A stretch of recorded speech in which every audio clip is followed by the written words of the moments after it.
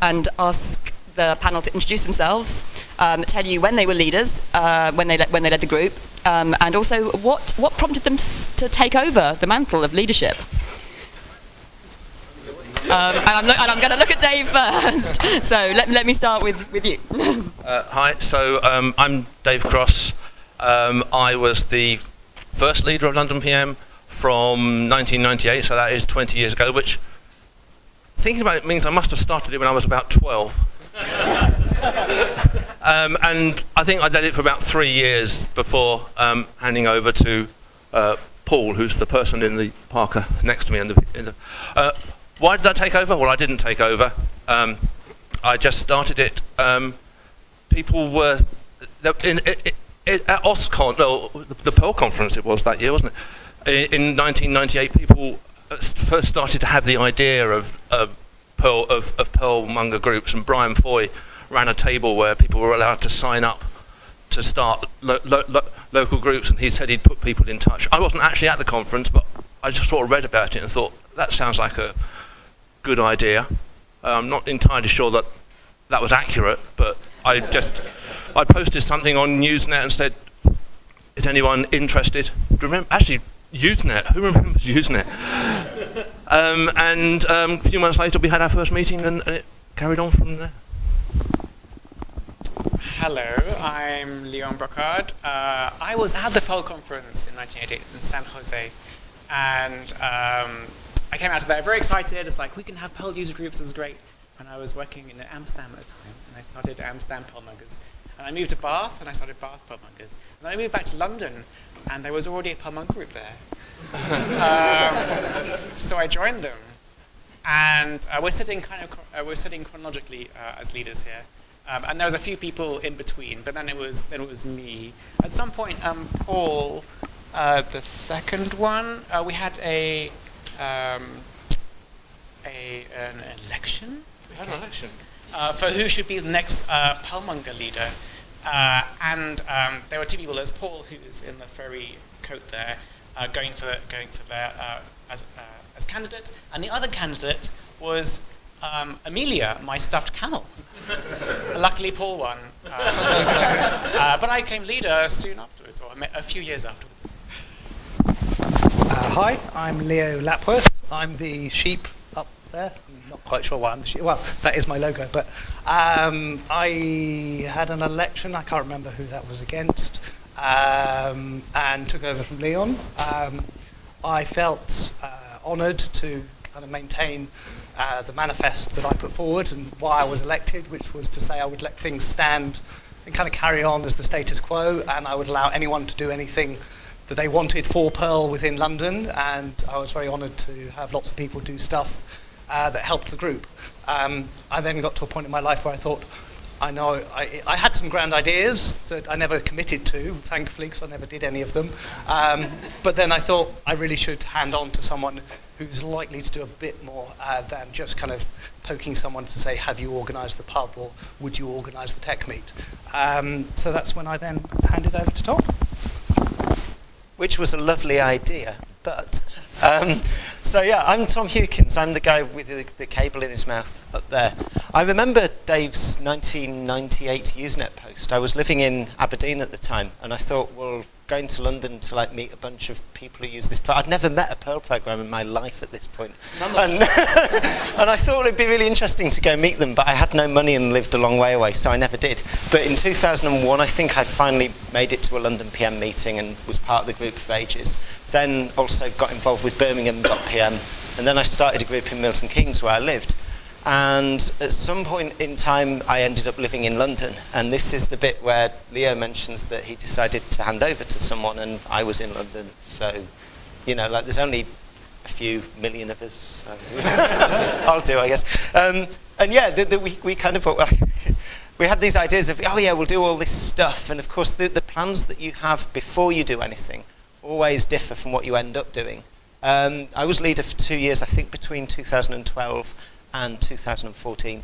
Not really sure what I did, but we did stuff as a group, and I don't actually think that it was, you know, individuals do things as well as groups, because it's open source. But anyway, at some point in time I started getting a bit run down, and I was chatting to Sue about stuff, and Sue was really enthusiastic, and so the obvious next step. Hi, I'm Sue Spence. I moved to London just before Tom decided that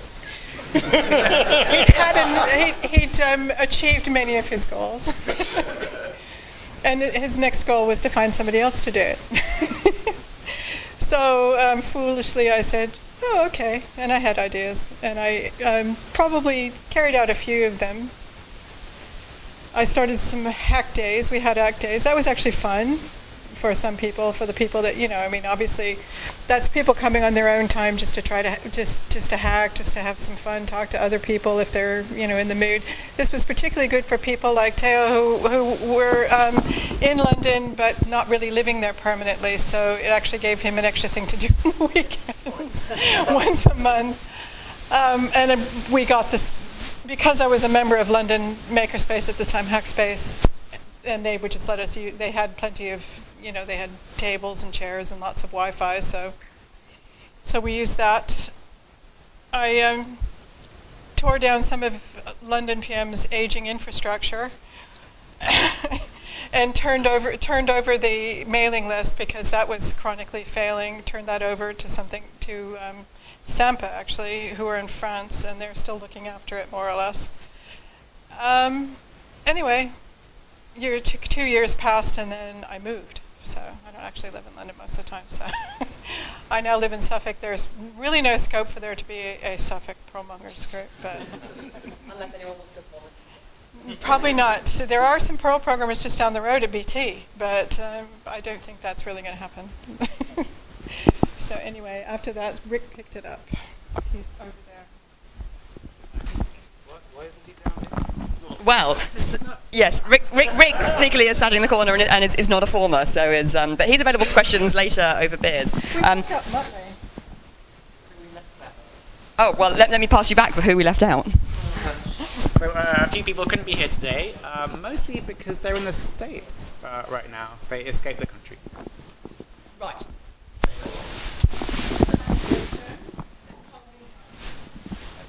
Yeah, And the other one. I should point out that the three people immediately after me, Paul, Mark and Simon, are all in the US. And when I was setting this up, which, to be honest, Rick emailed me about doing this about 3 weeks ago, and I've spent 2 of those weeks on holiday, so it was a bit of a rush.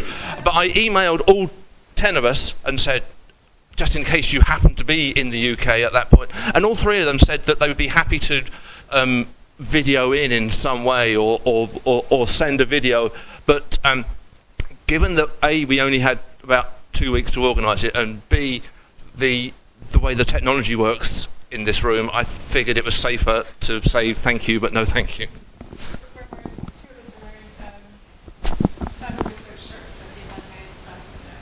Excellent. Great. Thank you all. Nice. So I should also say that I am not a London.PM leader. My name's Katherine. I'm one of the organisers today. What I am taking from the theme of what you all have said is anybody new to London who maybe wants to volunteer, talk to Rick. I saw that. Julian! Yeah.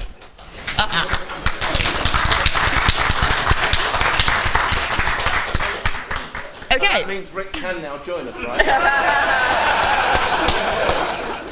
Right. So I would like to invite questions from the floor. Does anybody have anything you would like to ask the panel? Over there.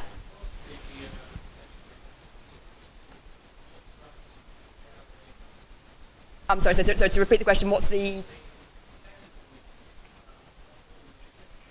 Throughout the ages? And now, right, so... I was going to say, right, so the question is, what form do the technical meetings take? And the person really to answer that in its current form is Rick, but I'm going to pass it over to who? Dave, you were at a recent technical meeting? Yeah. Yeah, there you go, you can answer the question. Not only was I at a recent technical meeting, but the first one did actually also take place during my stint. We didn't actually have technical meetings for about the first 2 years that the group was in existence. We just went to the pub. And then in 2000, we decided, well, not me, others, Léon was particularly involved, decided that we were going to run a YAPSI in London. And we decided, well, maybe we better try and organise a technical meeting first as a kind of a stepping stone. So the format really hasn't changed over the 18 years that we've been doing them. Local company will volunteer space, either they've got a boardroom or something like that that they can invite people in, or occasionally it's been a company has sponsored us to use some other meeting room space, and then a call goes out, does anybody have anything cool to talk about, and you'll get 4 or 5 people coming and giving 20-minute talks about interesting things that they do in Perl, and then we'll go to the pub, because that's obviously an important part. Does that answer the question, or is there any more details that you need? Yes, so we do still have a mailing list, and that will go out on the mailing list, but there's also a London Perl meetup group. So if you go to meetup.com, then you can sign up there.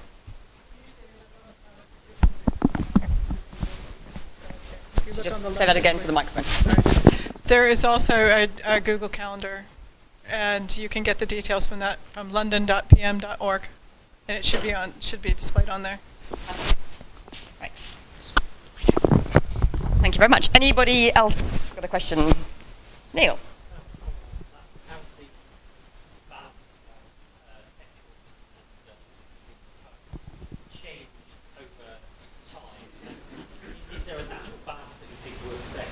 So just to repeat the question, how has the balance of social meetings to technical meetings changed over time?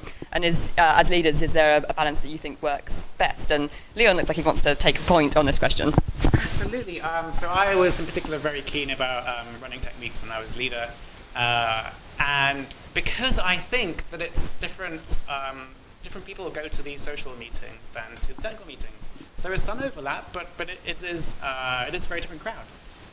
So I think over time, it hasn't changed that much. It's pretty much the same. No, it's monthly for the socials. It's always been monthly since the year dot. I don't think they've missed a month ever. There's always somebody going to go to the pub. Some of the leaders have occasionally, for various reasons, refused to organize one, and sort of forced it on the people that want to go to the pub to organize it. But there will always be some Perl geeks going to the pub. But it's about quarter. I think probably quarterly is about a good guess for the tech meets. Yeah, I like Leon's answer, and I think kind of the important thing for me about London PM is sometimes people say it's a community, but really I think it's several. And I think the people who go to the pub, the people who give tech talks, the people who go to them, the people on mailing lists, people on IRC, people here today, all have different overlaps and different groups. And different people drift in and out of each group over time. So maybe someone likes going to the pub 1 year but then gets bored of it, or doesn't really interested in tech talks anymore, or whatever. It's multiple fluid groups, which is basically means I don't know how to answer the question, but I think that's quite good. Can I just add something, which was that. Sue's right that generally we've averaged sort of every 2 to 3 months for the technical meetings since we started doing them. But I would like to point out that I think it was last year, which would have been Rick's first full year as leader, we actually had, I think I'm right in saying we hit 1 every 2 months for the whole year, which was pretty impressive stuff as far as I'm concerned. Yeah, and I would definitely say they take a lot of organising, and that's, part of the reason for the balance. Sorry, there was a follow-on question?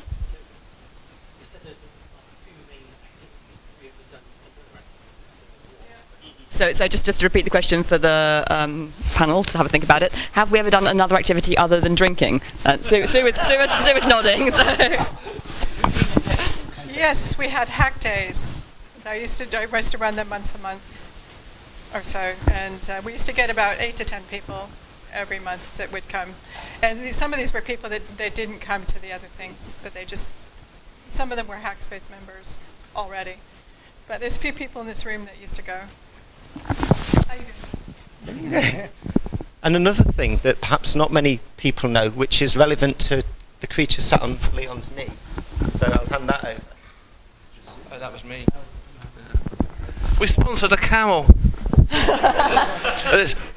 Right back in the early days, we discovered that London Zoo do an animal sponsorship program, and you give them some money and you get stuff. And it was relatively cheap. It was like £200 to sponsor the camel for a year, and we got our name on a plaque next to the camel cage.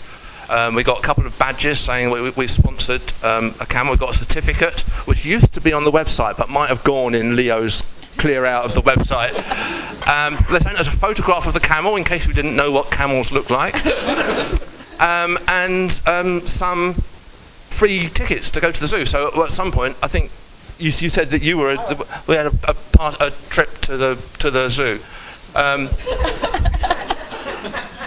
But that's not. So I mean.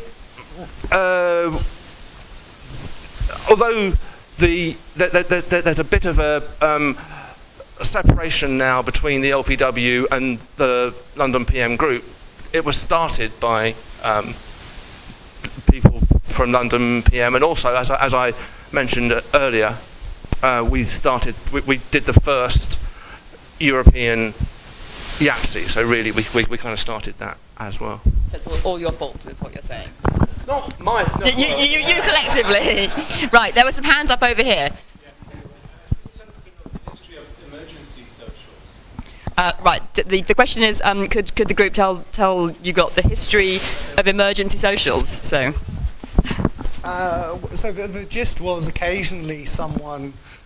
I mean, it kind of goes back to something we were discussing earlier, just before this, was who belongs to London PM and what is a London PMer? And we kind of said, well, anyone that wants to from wherever they want to be. So I don't know whether it started just because we had the mailing list running so early that it was one of the first out there that was very active at the time. But London PM's never been about specifically being in London, and not necessarily specifically about Perl. We've had people that have been regulars that aren't Perl programmes, but just know people in the community and like to come along. So it's just, if you want to be part of it, be part of it. So the emergencies kind of came around when someone would say, I've been on the mailing list and I'm in town, but it's the week after your social meeting. Is there any chance we could meet up? So instead of cancelling and trying to reorganise the very rigid social meeting, we just had two. So that's kind of what the emergency meetings were for. And I don't know how many people are aware of the heretical meetings that go on as well. And that started from Greg, who basically, I think the rule originally was that it was the first Thursday after the first Wednesday. No, is it the other way around? Which was the first rule? Originally, the meetings were the first Thursday. Originally, the meetings were the first Thursday of the month. Now, you'll notice that occasionally means that the meeting happens on the first of the month. And so one year, very soon after Greg started coming to the meeting, and Greg is the fifth chap on the top row there.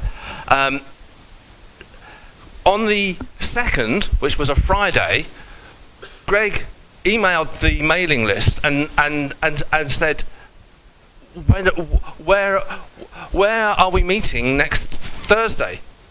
And people followed up and said, well, no, actually we met last night. Where were you? And he said, well, I can't be expected to know that it's the start of a new month that quickly. So at that point, he started a heretical movement to have meetings the day after the first Wednesday of the month, which effectively means that if the month starts on a Thursday, then we meet on the 8th. And that was the heretics meetings. And then there was YAPSI in Amsterdam, and if anyone's was at a YAPSI sort of in the early to mid part of the 2000s, they used to have these really ridiculous auctions, and there was the first one was the one in Amsterdam, and Greg was bidding for the rights to set the date of the London PM meetings, and basically there was 300 people at this conference, and we were all split into two camps. I wanted to stick with the old style rules, Greg wanted to change to the rules that suited him, and everyone was chipping in, and we must have raised hundreds of euros for the Perl Foundation or to the next conference, and in the end I just let Greg win because it was easier. That's your story and you're sticking to it. Fair enough. Does that answer the question and then some? Excellent. Aaron.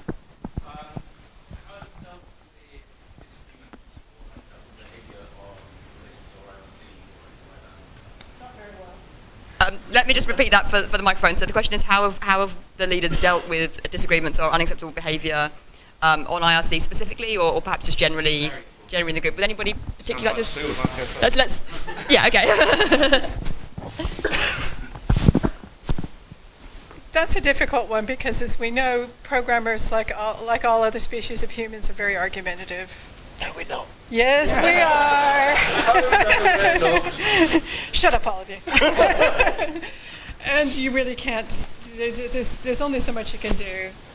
I think that probably we should have been stronger earlier on about ramping that down. Simon Wistow, in particular, I think he may have presided over the group when it first started getting really grumpy on the list, because he used to describe this as simians flinging poo.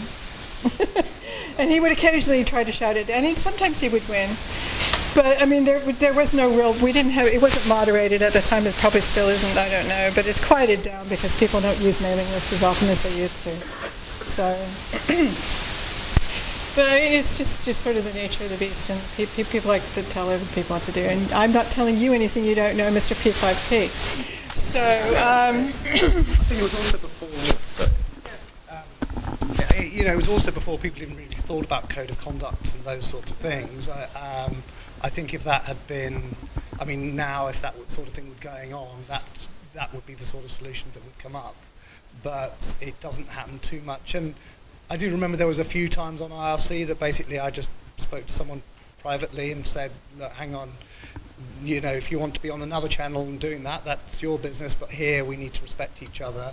And normally people kind of took that or quit, and that was fine. And that was kind of the choice we gave them. So whoever presides, I've always seen London PM, it's a bit of a benevolent dictatorship that whoever's been put in charge in whatever way kind of gets to make the rules up. And at that point, therefore, you've also got the ability to kick someone off the IRC channel if you so wanted to.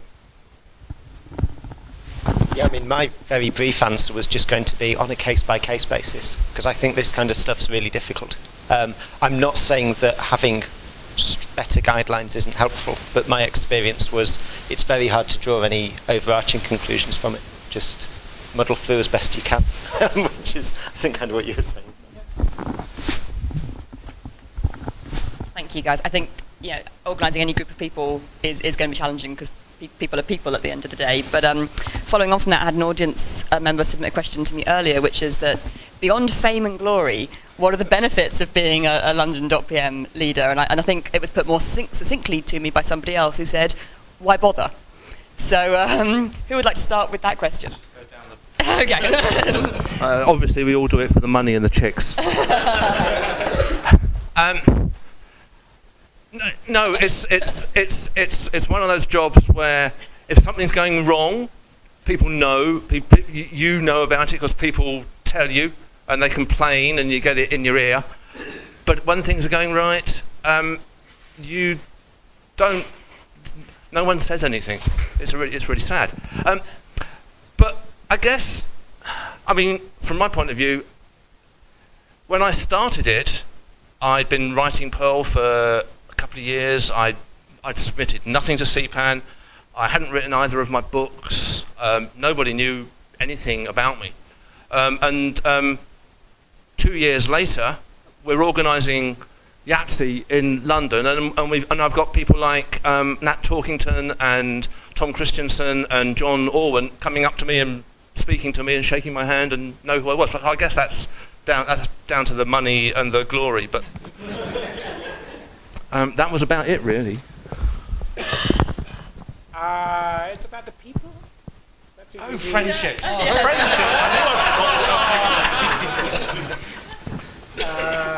So I met someone who came on an extraordinary meeting more than a decade ago now. And we had lots of fun. And then 10 years later, he was the best man at my marriage. So it was like, there are friendships. I think I kind of did it because it felt like something that would be good to do. I've been part of the group for so long, so I was giving back, and all. So I think that was the motivation. I had a big focus of bringing the perspective and the design of Perl. I did a lot of work on various websites, and it was kind of giving that fresh perspective to things. I'd hoped to kind of bring more new people into Perl when I took over as leadership. That was my kind of secret project that I didn't quite get to because I was focusing on the websites. But I think that was sort of behind my motivation for being the leader at that time. So yeah, of course, I have slight advantage over Sue in that I'm going to steal, they've already said a lot of the stuff I was going to say. And yeah, definitely the feeling of giving back was important.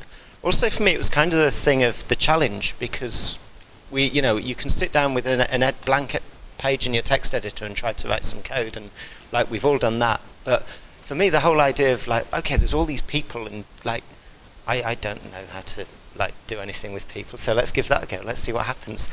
So yeah, the challenge of it was kind of I don't know if it went well or badly, but it was fun.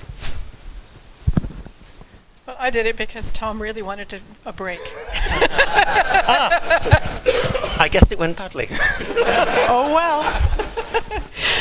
And, yeah, I felt like I should get back. I had already organized a few emergency socials. I'm quite happy to organize the various things. I wasn't necessarily ready for a group the size of London.PM, but on the other hand, there was already structure to follow, so it wasn't like I needed to do an awful lot that way. So, yeah, I just wanted to keep it going. I mean, something's been going that long, and there's still a lot, there's still interest. We've still got. I think this group would be even bigger if it weren't for the fact that the Perl conference was in Britain this year. So there's still a lot of people that are interested, still using Perl, still wanting to know about it, and we still have people to mentor. So. So apparently we only have 5 minutes left. How did that happen so fast? Right, Andrew.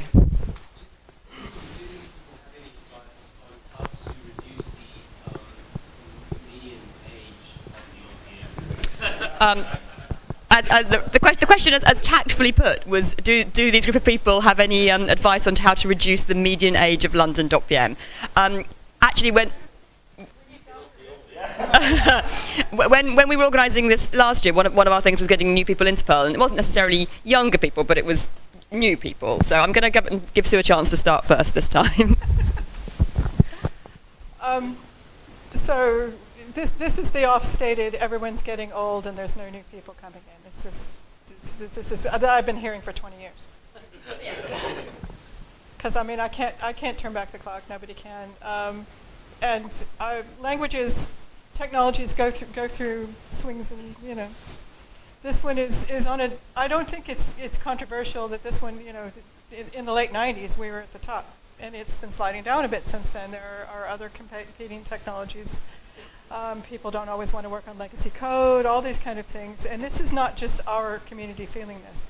So, on the other hand, if people complain too much about it, then you end up with people that don't want to come in because they keep hearing people moaning that people are too old, or people are too this, people are too that. I didn't write any Perl code of any. I was over 40 before I started doing Perl, so. There are a lot of people that are in their 80s still writing code. They're not necessarily in a full-time job doing this, and they're not necessarily doing Perl, but programming is for all ages, and we should just be welcoming everybody, no matter what age they are. Yeah.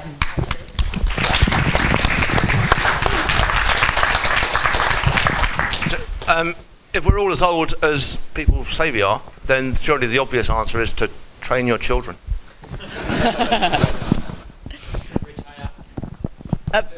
All that.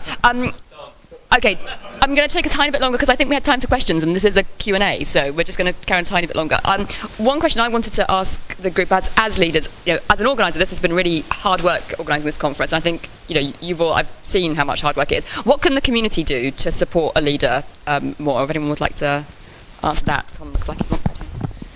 Yeah, so I think this is a really good question because when I was leading the group, people would come to me and say, "Hey, what can I do to help?" And the thing I always felt was that basically anything.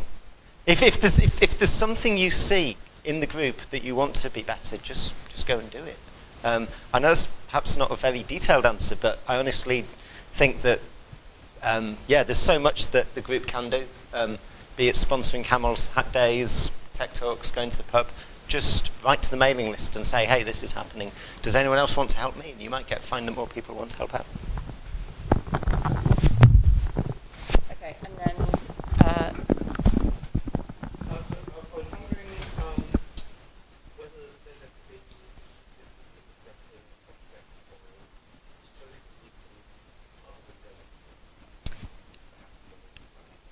You mean other than going to the zoo? So the question is, is there interest in things other than the pub? And do you know what, actually, I'm not going to ask you guys. You lot, is there stuff you would do that isn't the pub?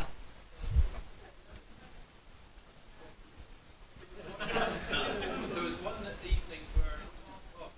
Short answers, because we're running out of time. we went to a games night in Arcade. Great, games night. Would anybody go to a games night? Nodding, great. Julian? Mix technical and pub. Do it somewhere where you have technical talking. We've done that. I think the point... meetings in the upstairs room of a pub. I think the point was more family-friendly days rather than more drinking. Anything else? No, but I think the point stands. It's if something that you would like to do, suggest it on the list. How about restaurants? Or that, if there is an evening that you would like to We used to do that after going to the pub. There's a theme here. Right. Ilmari says dim sum. Yes. So I think the answer is yes, but it takes organising, and this is the thing. If you want a thing, help. I have last question. I think if we're good for time.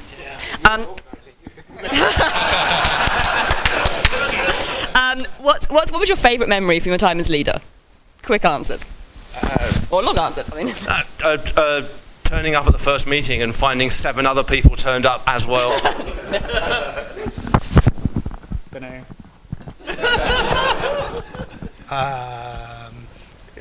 But getting to the end of it and realising that it had been okay. I think the best bits were always the bits where I just felt most exhausted and didn't know why I was doing it, but then looked around and saw that everyone else was having a great time. Well, I don't really have anything, to be honest. I was just happy I got through it, and I did like starting the hack days, and if I may be working in London for a while, so I may start them up again. We'll see. On the theme of being happy we got through it, that's us done. Thank you very much all, and thank you all for your questions.